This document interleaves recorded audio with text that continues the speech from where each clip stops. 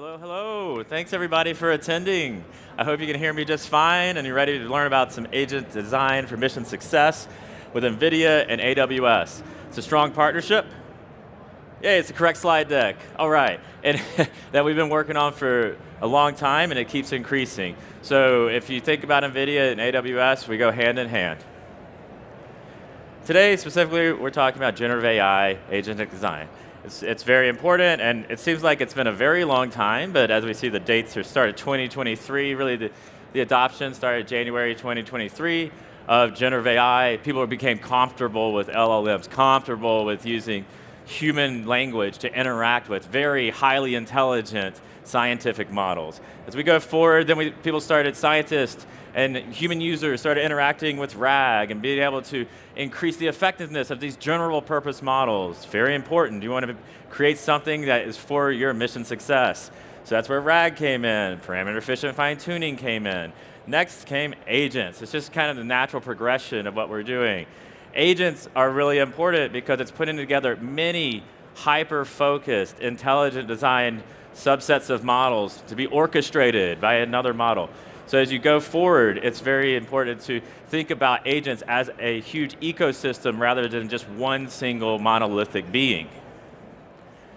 Before I jump right into what that is, I want to throw some terms out there so you're not scratching your head as we go on. This is NVIDIA's terminology for how we put together our generative AI processes, AI ML pipelines, and ultimately AI agentic design. NEMO stands for neural modules. Over a decade ago, we identified the modularization of the machine learning pipeline process. It's very important because, again, not a single scientific process. Each thing along the way needs to be optimized or else you reduce in performance. And I'll identify what those are coming up. NEMO Agent Toolkit, specifically using NEMO modules for agentic design. The NIM, NVIDIA Inference Microservices, are containers. Most importantly, they're optimized containers of frontier models or Hugging Face models with NVIDIA driver packages, with Rapids for Spark processing, large data jobs, et cetera. It depends on what it is. Each one is specific, but it allows you to run inference very quickly by changing just one line of code. Blueprints. Take a bunch of containers, you need Kubernetes to implement them. So blueprints are our term for Helm charts and implementation of multiple containers, such as NIMs, so that you have the effectiveness design of that machine learning pipeline, so you can just go ahead and lift and shift and put that into your process. And the ultimate goal is we use the word scale a lot, accelerated computing a lot, and we want to get you into production. It's very easy to start with something that's really good and end in a fizzle. Because as you start to scale out, a lot of things get amplified and can be run incorrectly. So what is an agent? What does it look like? How does it work? We hear a lot about it. Here we have an avatar in the middle. That's kind of our orchestrator agent, just telling what to do. Multiple elements are involved in the agentic design. You have tool use, computer use. The memory is very important. When you're using agents, that memory gets maxed out rapidly. Other agents, you start to talk with them and interact with them. It's an ecosystem, again. And that human is the input prompt. Then we create tokens. Then we do more processing. A lot of people may not be aware, maybe you are with developer conference, but agents actually have an exponential increase of tokens. That reasoning is just creating more and more tokens. As a human, you don't see it unless you ask the model to show you its thinking process. So that leads to the complexity of the whole situation. The agents, you're going into production, you have a lot of legacy code, a lot of existing pipelines, heterogeneous data coming from all types of sources. And to get that to perform reliably is quite difficult. And you want to think ahead. It kind of like defensive programming, defensive data science. You're expecting the pitfalls before you get there, because what happens, you enter a chasm. The more you scale, the more that chasm grows. It deepens and expands, and so many pitfalls happen. The worst thing is you have an amazing POC. You get great stakeholder buy-in, you get investments, you get people supporting you. And then as you go forward, you start to see performance suffer because that governance of the data gets difficult, the profiling gets difficult. The security is very, very difficult for agents because Humans need to be authenticated, so do computers need to be authenticated rapidly at scale. So all of these need to be thought about and addressed as you're going into that production level. So avoid the chasm. Let's show you how.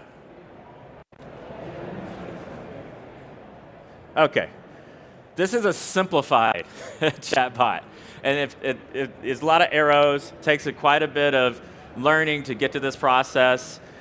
But to understand the pipeline machine learning process is quite important, and knowing where everything goes.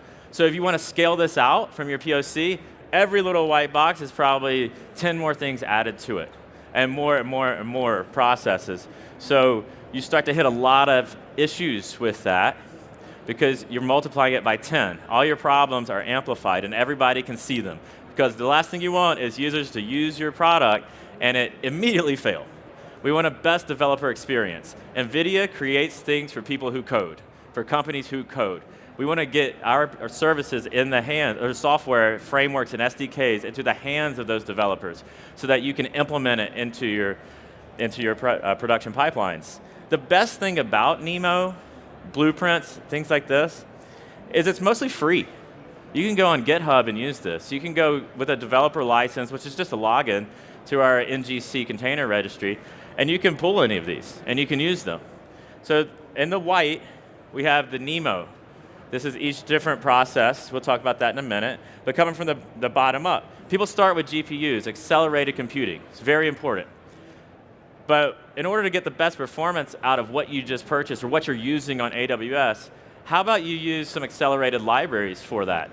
We put these out for free so that you don't have to learn a whole new set of skills just to make sure everything's running correctly. The understanding and reasoning, AI safety, all of these issues. And we see that line going across with the Nemo Agent Toolkit. This is just itemized modules to accelerate the pipelines for agents. And at the top are different types of blueprints, that Kubernetes Helm chart design. And you just kind of bottom up, and you can put all these together. And we have all the ML pipelines for you figured out. It's modularized, so you can plug and play. You can use the NVIDIA Nemo packages, and then with whatever other frameworks you happen to be using. It's okay. We're agnostic. I like to say science a lot when I'm talking about anything machine learning and AI, because I think it's very important to remember that even though we're interacting with human language, we're still interacting with a computer. And that computer needs to be taught to do things. And it's on the human to be creative to fix it and to identify where to accelerate. Because the computer doesn't know where it's messing up. It'll just tell you a random error most of the time, if you even get an error. So we start with that, the data kind of stacked right there, and just start to rotate around this flywheel. Everything here is very important. A part of that scientific process for AI agentic design. You want to curate your data. You want to customize your data on your proprietary holdings. You want to evaluate it, make sure it's good. It's probably a good idea. Guardrails, don't want it to go off the rails. You don't want it to hallucinate. You don't want it to data drift, et cetera, et cetera. These are big problems. Lastly, you figure that out, create the NIM, create the container. Now you have a snapshot in time of reliable processing. You can use that, plug and play it. You can update it. It's very easy to work with containers. A data flywheel is a Didn't know that was going to happen. Okay. Wasn't me. So next, what was included in kind of the agentic design, I just want to call out a few things. Sorry for the eye test if it is difficult to read back there. But the framework agnostic, if you're using LangChain, that's great. Using something else, that's great too. We're here to support you. Semantic kernel, that's cool too. YAMLs, they're difficult if you've never interacted with a YAML, but once you get comfortable, they're quite easy to change. You can also interact with a YAML via Python. There's lots of ways to work with this. The safety and security is really important. The evaluation, and again, the agentic ecosystem connectors, for like MCP, custom plugins, things like that. We want to alleviate that stress of you having to write those, so we give them to you so you can start to connect all of these tools together. Best accelerated production from your pipelines. Happier success, stakeholder buy-in. It's kind of that's the flywheel as well as a go-to-market strategy. So here's some metrics for you. As a coder, I like to think about the 57% fewer lines of code. That's weeks of development time and expertise that now you've reduced that so you can actually get to implementing your services and your production. The higher throughput's very important. That's your tokenization. So when you're accelerating the amount of tokens, that means it's faster, it's less latency, possibly can use less compute as well, depending on how you work with it. And then faster response times. This is specifically for the healthcare virtual assistant, which is a blueprint for healthcare. So if I'm a patient, I really enjoy almost 2x speed up of the response time. A couple other metrics to call out, but Nemo Curator. Previously, most data munging, data processing is CPU based, and that's great, but it can only go so fast. If you start to process that data on GPUs, on accelerated computing, you're going to see a 16x speed up in this one example, 16x. That's quite fast, and it allows you to get to building your models quicker. Nothing's worse than cleaning up data and sitting there and watching it process. It's the most boring thing ever. I like to get to where we're implementing the data pipelines, not just watching it and getting it ready. But the deduplication, getting large data sets to be processed all at once is quite important. Instead of waiting and chunking, it's boring. We want to get to the cool stuff. And then develop anywhere. Python APIs, it's a very good language, and Python's almost everywhere. API calls are ubiquitous. Keep it as simple as possible. Nemo Curator. Oh my gosh. Sorry about that. It should have all been muted. So, Nemo customization is quite important because you want to customize your models on your own data. There's no more pitfall than trying to use a generic model on something hyper-specific. You're not going to get performance on that, and lastly, you're not going to see the results you want as a human being. It's going to give you generic ideas. And agents are designed to reduce that generic and make everything hyper-specific. Let's see if there's sound. The Nemo cut. Yep. Oh, well. So the Nemo customization architecture is another way to look at that. I showed you some metrics, but if we look at the customization architecture, there's parameter-efficient fine-tuning or low-rank adaptation. If you've heard of those before, that's awesome, because that's what ties into agents. You're creating subsets of a generic model that's hyper-specified on your proprietary data. It's the best way to do it, and if you see down here, where it says training type, if you can read that, you just type LoRa, now you can fine-tune. The rest is done for you. Okay, no sound. Another way to look at this is it's kind of a linear, but then you get to the end, there's a bunch of flywheel. Again, rotating, thinking through it. This is all iterative process. Gone are the days of something that just you hit run or you send it off and it's good to go and you sit back, kind of like this and watch it happen like a DBA.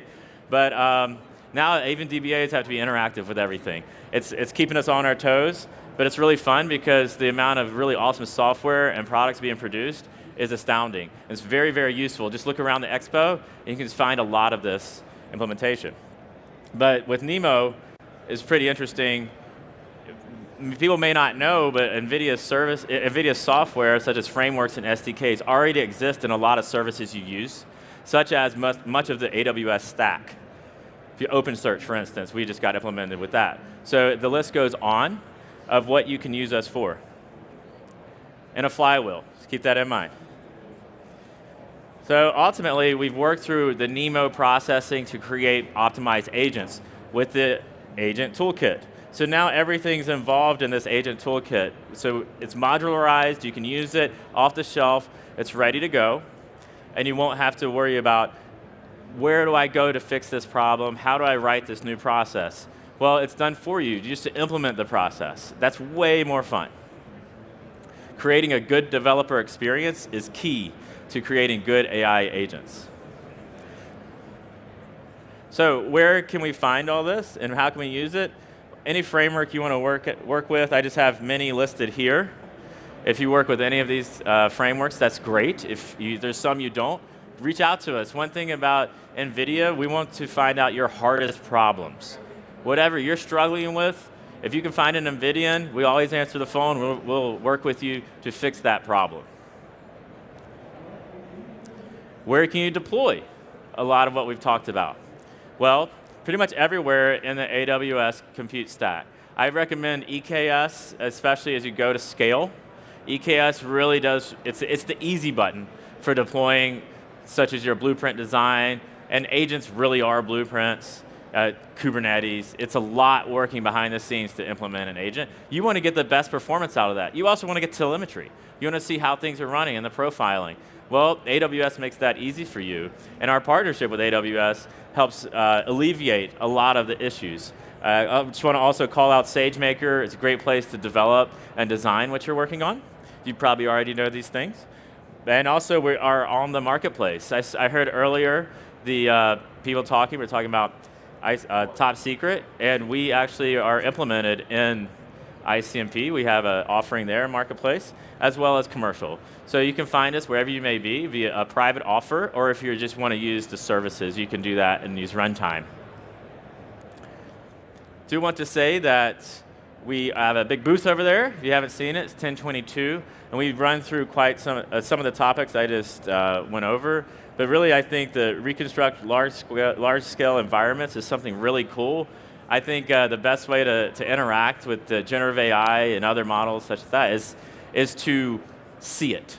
And lots of times when it's text-based, it's hard to really wrap your head around it. If you can see what it's like with some type of, I'll say computer vision, but now we do VLMs and things like that. But it's a good way to kind of create the show for what you're getting at. But also we have the edge to cloud vision, AI agents is quite important. Anything else. And what's really neat too is the people staffing our booth are the actual engineers who worked on it. So feel free to deep dive and ask some really hard questions, or just if you're interested, we'll talk to you forever. I want to leave this up for a minute if anyone's interested about where you can interact with our services, software, SDKs. But there's on the far left, we have the marketplace. You can see what we have listed there.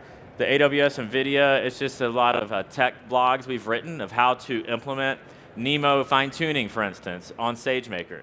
How to then take that out, make your AI agent, and run that in EKS. We have the whole walkthrough design for you, so all you need to bring is your data, or if you just want to run through the tutorials, that's fine too. That's always a good starting point. And then lastly, I highly recommend everyone check this out, build.nvidia.com. You can lose hours playing with this. It's a generative AI playground of all the NIMs and blueprints we keep creating. We have hundreds on there now, and we keep creating more and more. And what that is, it allows you to not only see what's listed, read about what's listed, but then you actually get the technical documents for how to work with what's there, and you get to play with it, and you can just one click, create an API key, copy that code out, and put it into production. It's quite simple. We took all the thinking out of it, so you just work with it. And since I have a couple minutes, I'll expound a bit on API keys and when we're interacting with the NIM, the NVIDIA Inference Microservice Containers. When you're calling a generative AI model via that way, we use the OpenAI protocol, so it's quite simple that you just change your direction, like what model you want to use. That's one line of code you just changed. And then the second line is your API key. That's a copy and paste. After that, you're good to go. And if you wanted to do fine-tuning, training type, LoRa. So that's 3 lines of code. You don't have to spend weeks figuring out how to do this and doing it from scratch. I think we still love to read scientific papers and then write the code ourselves, but why start from scratch when you can use an existing framework? And with that, I'll say thanks for having me, and I appreciate your time. I hope you have a good expo.